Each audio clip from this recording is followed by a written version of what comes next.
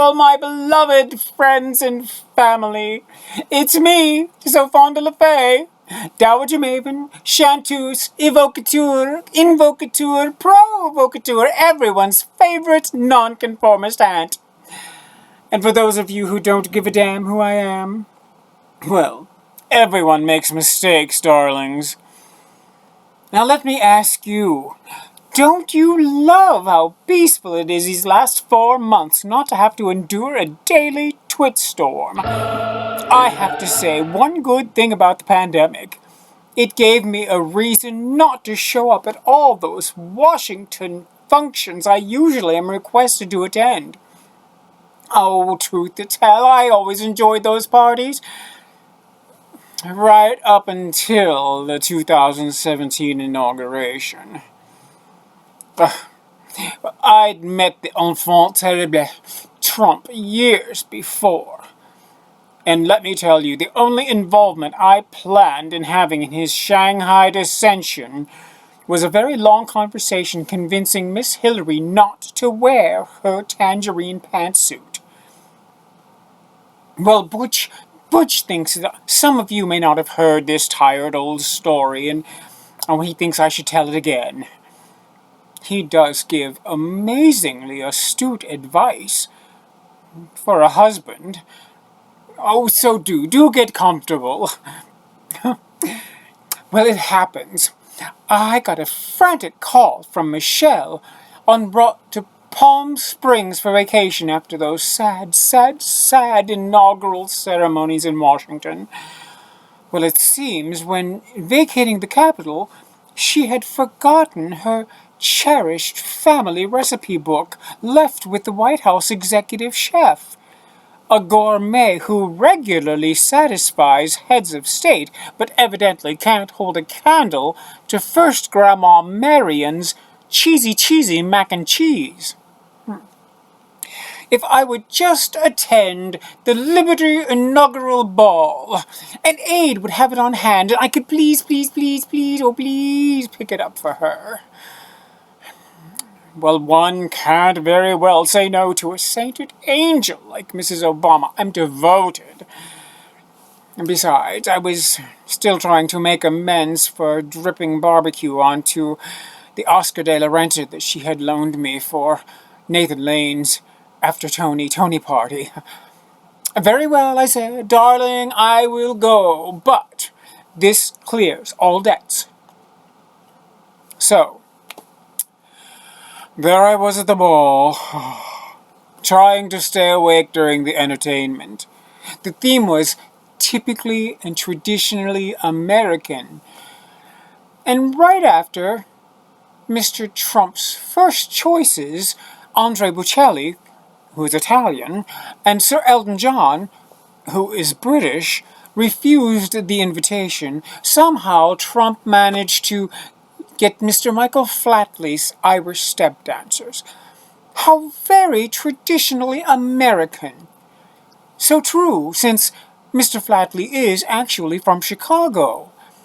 I just found it terribly ironic that this extraordinarily beautiful traditional Irish dance was being performed at the inauguration of a president that the Irish people themselves had so vehemently protested against having set a single foot onto the Emerald Isle.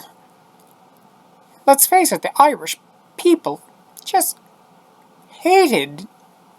Anyway, so I thought it was also odd that the U.S. clog troop Power Taps from Georgia had to go all the way to London to find work to performing at Trafalgar Square. So much for ending unemployment. But I'm sure that those super kids provided the Brits with one last look at decent American representation for the next 4 years. Now, I have to confide. During dinner, a terribly charred, crusty chunk of steak had knocked my denture loose, and I wasn't carrying any emergency adhesive. What to do? What to do? What to do?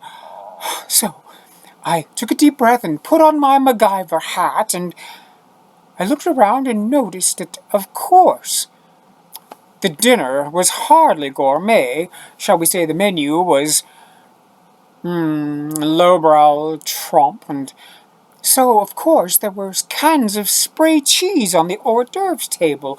I grabbed one and slipped off to the ladies' room to initiate an emergency makeshift reattachment.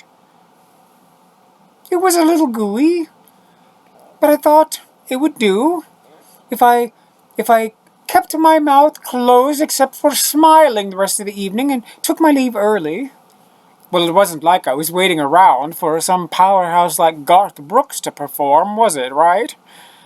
Well, I headed back to my table, and there, outside the ladies, I was accosted by Mr.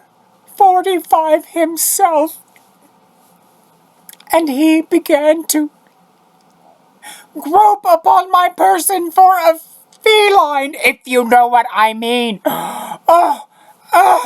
And let me tell you, kids, he was not gonna find a kitty in my britches.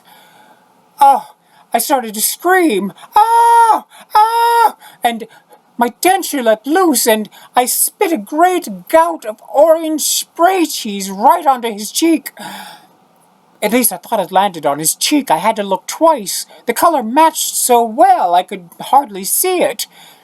And at that very moment, that, clueless actress slash news commentator who had been so recently fired from Fox had simpered by and squealed, "Mr. President, what were you saving that for later?" And she licked that spray cheese right off of his bloated, pudgy cheek. I believe that there was suckage involved. I don't mean to sound vulgar, but I guess she was literally sucking face. So I took advantage and I made my escape during the throes of the distraction. So, leap forward to today. Reasonable and responsible people everywhere are vaxing. Except for the super intelligentsia who have figured out that Big Pharma is using this vaccination not to save lives, no, but to alter human DNA so we'll all be forever captive to buying drugs only through their exclusive deal with Walmart. Well, rest assured, I have Grandma Marion's recipe book safely in hand, and I look forward to being able to return it to Michelle in person one day very soon. And yes, by the end of the season, I'll hopefully be happily soireeing with President Joe and Dr. First Lady in Washington. I'm looking forward to returning to Washington now that the swamp's been... Never mind, I won't say it. But I do want to be sure to have, plenty of Super Polly on hand. So y'all pop on over to SoFondaTees.com and buy a shirt. Until next time, everyone, I always present with love. SoFonda. Bye-bye.